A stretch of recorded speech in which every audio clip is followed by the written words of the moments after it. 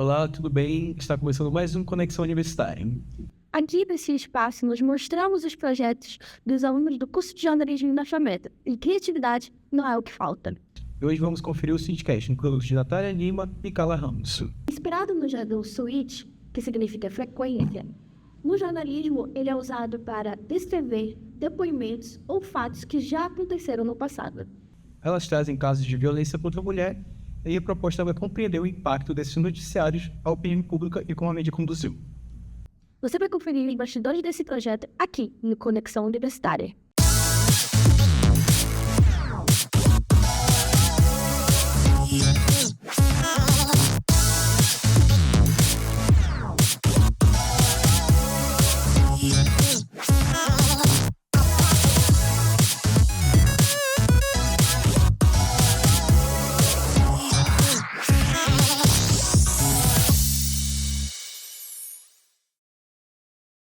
E sem perder tempo, Nath, seja bem-vinda. Muito obrigada, muito bom estar aqui com vocês. Bom, a Nath é egressa do curso de jornalismo aqui da FAMETA. E, Nath, vamos já começar a botar um pouquinho sobre a vida acadêmica. Como é que foi para você escolher a temática do podcast? Bom, a temática começou a partir da escolha sobre a minha língua, né, aqui de Manaus. Porém, como a gente não tinha muito acesso à informação, não tinha muito acesso às mídias, a gente recebeu o conselho do nosso orientador e ele falou assim, por que vocês não podem focar mais nesses casos de grande repercussão, né? Que foi o caso da Daniela Pérez e entre outros também que estão no canal do nosso YouTube.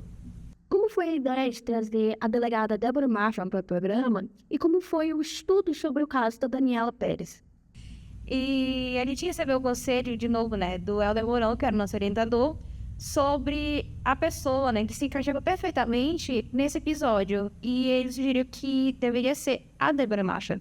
Então, a gente estudou muito sobre esse caso, né, a gente foi maravilhoso estudar sobre isso e quão importante é esse caso na sociedade.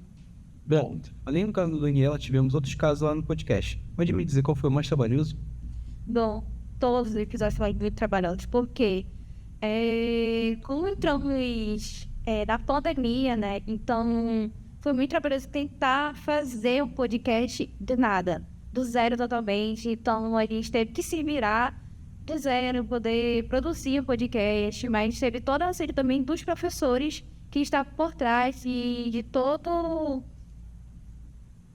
Está no poder de toda a orientação, né, conosco também. E é claro que você deve estar com muita curiosidade para ver esse episódio. Então confira aí o episódio da Daniela Pérez.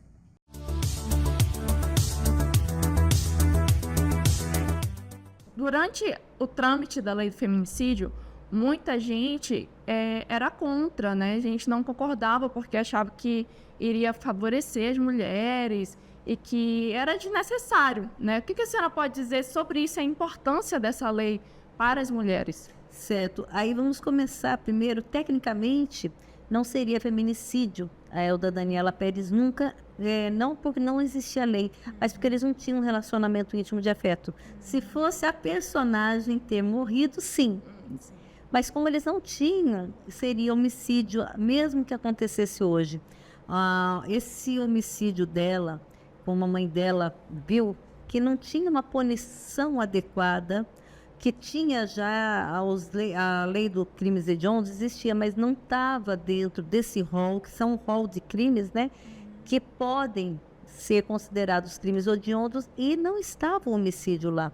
Então, ela sabia que eles iam cumprir um terço da pena, ela sabia que eles iam embora, e ela ficou pensando, poxa vida, isso não é certo, isso não é correto, eu quero mudar isso. E ela sofreu, e ela conseguiu colocar no rol dos crimes hediondos o crime de homicídio, né? Que a filha dela era casada, muito bem casada. Essa moça foi sequestrada e depois morta por meio cruel, né? Até acredita-se que pode ter sido algo de magia negra, algo de ciúme. Sim. Da própria esposa, que já estava, tanto o casal já estava, na verdade, extrapolando o que era imaginário de uma cena de novela, com o real. Fora que ele estava muito chateado, porque ele também tinha perdido o papel, assim, entre aspas, por estar ao lado da protagonista, ele estaria ficando de lado por ter terminado aquele relacionamento. Ele lutou vários dias com ela antes, pedindo para que ela pedisse à mãe que não tirasse o papel Ficou do Bira. perseguindo ela dentro do local de Perseguindo já. trabalho. Entendeu? Então, ali não seria, né, esse feminicídio, como eu falei, mesmo que fosse, já que tivesse a lei. Mas ele trouxe para nós que todo e qualquer homicídio, que são crimes praticados contra a vida de uma pessoa, entrasse no rol dos crimes hediondos, tendo, né, um regimento de cumprimento de pena mais rígido, fazendo com que esse autor ficasse mais tempo na cadeia. Na verdade, a cadeia nunca vai ser justa com a família daquela vítima. Não adianta. Eu que trabalhei na delegacia de homicídios, a dor de você perder uma pessoa que está bem, como nós estamos aqui conversando, e daqui a pouco está morta. Mas não foi porque aconteceu um acidente, mas sempre que uma pessoa decidiu tirar a sua vida. Um motivo banal. Não existe nenhum motivo para você tirar a vida de outra pessoa, não. Então, realmente, eu achei que esse fato dela usar essa parte tão triste da história dela, a Glória Pérez, ajudou tantas e tantas famílias de vítimas que pelo menos viram que os assassinos ficariam mais tempo dentro, né, do regimento de penitenciária, do regime que ele pegou, e não que ele saísse tão rápido. Com isso, os homicídios hoje, todos, após Daniela Pérez, são considerados crimes hediondos, tendo um regime mais difícil para que aquela pessoa consiga a sua liberdade. Então, eu dou parabéns para ela, que foi uma heroína essa mulher. Mesmo com toda a dor, ela conseguiu ajudar muitas pessoas. Parabéns por essa iniciativa, Arte. Bora, a gente fazer o leve intervalo, então vou sair daí. Já já voltamos, hein?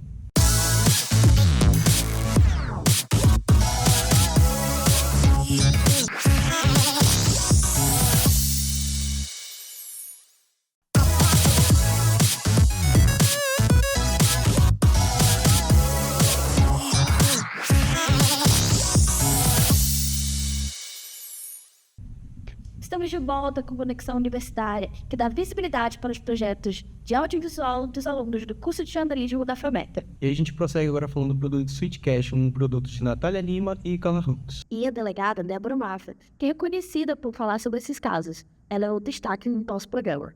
Roda o BT.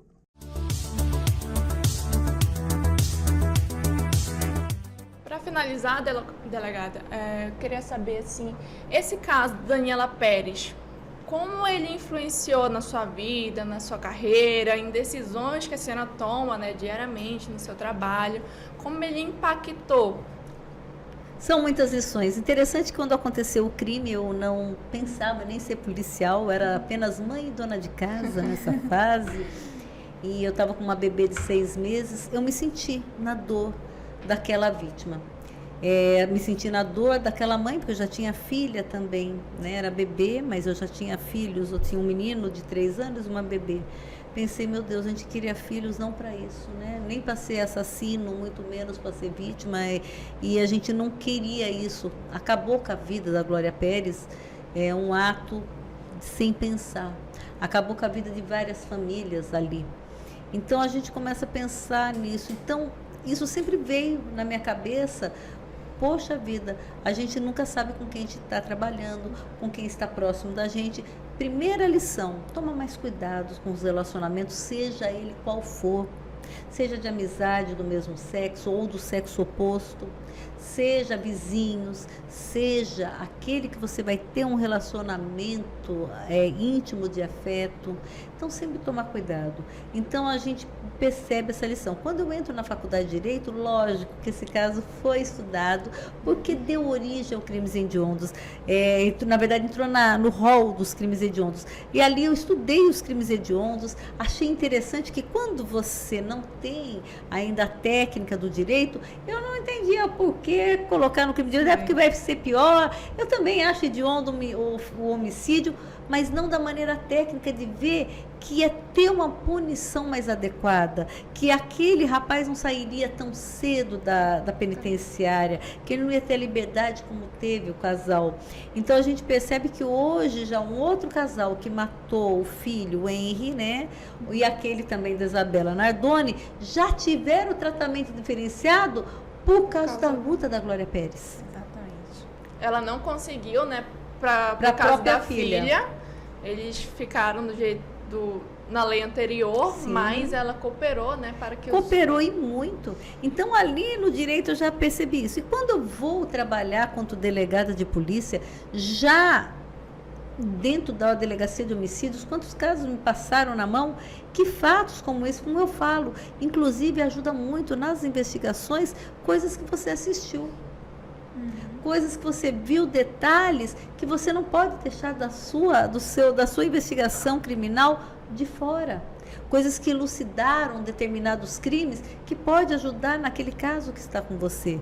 Então é muito importante. E eu percebi também na delegacia de homicídios o quanto é bom que a vítima conte o que está acontecendo. Que casos que a vítima falava para alguém, quando eu estava na delegacia de homicídio, era mais fácil para você pegar o fio da meada e começar a trabalhar. Mas muitos casos que a pessoa nunca revelava o que estava acontecendo e já estava sendo ameaçado. Mas ele não falava para ninguém que estava sendo, era muito mais difícil. Então são inquéritos que trazem mais trabalho. Então as pessoas que estão em casa, que me escutem, tudo que você achar que está estranho, fale para alguém. Não pense duas vezes em a delegacia, falar com o delegado de polícia. A sua vida está em jogo, porque às vezes a gente deixa para lá, subestima determinada atitude que na verdade deveria ter um olhar diferenciado. Ok, delegada, muito obrigada. A gente agradece novamente a sua participação Verdade. aqui conosco no nosso trabalho, né, que é o nosso projeto de TCC. A gente fica muito feliz porque a senhora ter aceitado o nosso convite, né? A senhora que é um ícone pra gente, para muitas pessoas Poxa, também. fico feliz. E Por fazer parte também desse pedacinho que a gente está Um construindo. orgulho para mim estar aqui fazendo parte da história de vocês. Quero que vocês lembrem sempre de mim, eu vou lembrar sempre de vocês e vou falar. Para mim, vocês estão muito profissionais. Eu quero parabenizar vocês aqui. Eu sempre estou com jornalistas já formados, vocês não estão deixando por menos de forma alguma. Então, parabenizo a iniciativa, parabenizo o trabalho e que vocês continuem com a bênção de Deus, que eu quero ver vocês na telinha e vou falar, olha, eu participei do TCC, que vocês vão fazer parte da minha história também. Obrigada, Muito obrigada. delegada. legal. E conte comigo para outras vezes também. Tá tudo bem, deixar. já contar assim. Então, esse foi o nosso suíte, né, do caso Daniela Pérez, tratando também da temática do feminicídio, mas não para por aqui não, a gente continua no próximo episódio. É isso.